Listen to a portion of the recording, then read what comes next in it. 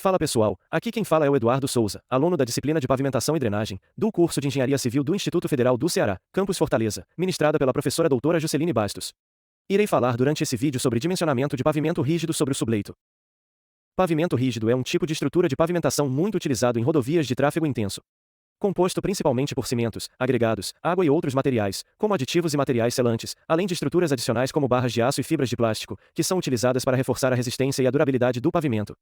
Sua principal característica é a rigidez em relação às camadas inferiores, sendo formado por placas que possuem uma espessura fixa e alta resistência à flexão. Este tipo de pavimento é projetado para absorver e distribuir as tensões das forças aplicadas, dividindo eficientemente a compressão exercida sobre ela. Dentre as principais diferenças entre o pavimento rígido em comparação ao flexível, é o material utilizado no revestimento, já que o flexível utiliza revestimentos derivados de asfalto.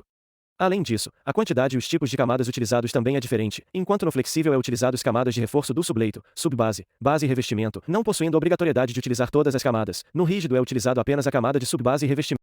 É possível projetar um pavimento rígido sem subbase? Idealmente, em projetos de pavimento rígido, é recomendável incluir uma subbase para proporcionar suporte adicional e estabilidade à estrutura.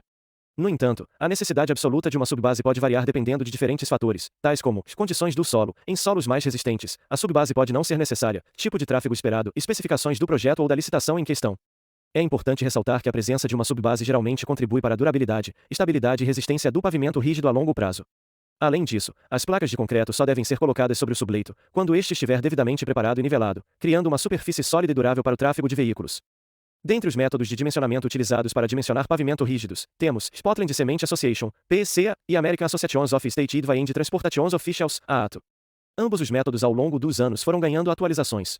O método que iremos utilizar para exemplificar o dimensionamento é o PCA, 1984, que é baseado no modelo de análise estrutural por elementos finitos. Como dito anteriormente, iremos exemplificar o dimensionamento de pavimento rígido sobre o subleito, que dimensione um pavimento de concreto para um período de projeto de 20 anos e sem camada de subbase. O solo de subleito é predominantemente argiloso e expansivo, com índice de suporte Califórnia, CBR, de 5%. Indique se adotará barras de transferência e acostamento. Utilize como resistência a tração de flexão, igual a 4,0 MPa e fator de segurança de 1,2.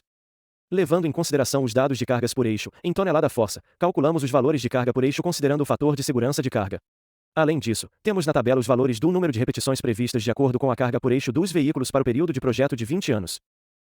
Considerando que o CBR do subleito é 5% e utilizando a figura 11 do manual do DENIT para dimensionamento de pavimento rígido, encontramos o coeficiente de recalque do subleito, que é de aproximadamente 40 m/mm. Com os seguintes dados obtidos, como projetista, determinando que o pavimento utilizará juntas com BT e acostamento de concreto, e possuirá espessura de 25 cm, poderemos encontrar os parâmetros listados do lado direito e concluir se o pavimento está com os resultados dentro da normalidade. Utilizando o quadro 14 do manual do DENIT, e sabendo que o K é igual a 40 MPa e o revestimento possuirá 25 cm de espessura, encontraremos a tensão equivalente para os eixos simples e eixos tandem duplos.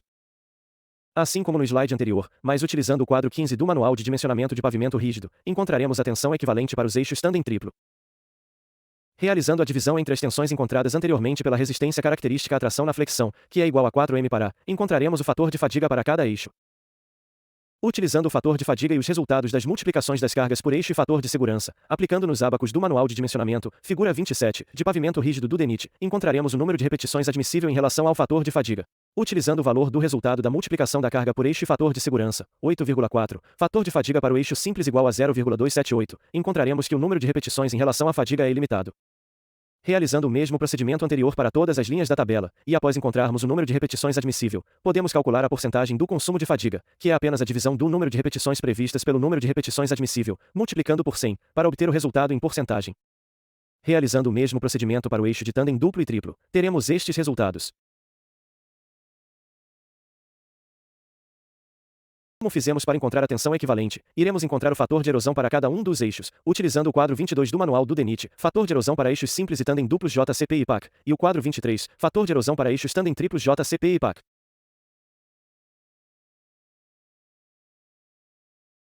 Utilizando o fator de erosão e os resultados das multiplicações das cargas por eixo e FSC, aplicando no ábaco do manual de dimensionamento de pavimento rígido do DENIT, figura 29, encontraremos o número de repetições admissível em relação ao fator de erosão. Tendo isso, teremos estes valores de número de repetições em relação ao fator de erosão.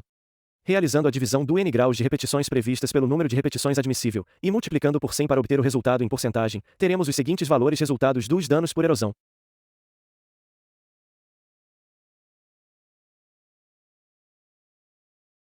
Realizando o mesmo procedimento para o eixo de tandem duplo e triplo, teremos os seguintes valores. Realizando a soma de todos os resultados de consumo de fadiga e danos por erosão dos tipos de eixos, teremos como resultado final, consumo de fadiga igual a 41,2% e danos por erosão igual a 10,6%. Como ambos os valores estão abaixo de 100%, o pavimento está aprovado. Vale ressaltar que, como os valores obtidos para consumo de fadiga e danos por erosão estão dentro do esperado, poderia ser aplicada uma nova espessura para o pavimento e feita uma nova verificação, assim como adicionar um subbase também poderia diminuir a camada de revestimento. Aqui temos algumas referências utilizadas durante o trabalho. Agradeço pela atenção de todos, e qualquer dúvida entre em contato com o e-mail do vídeo. Até mais!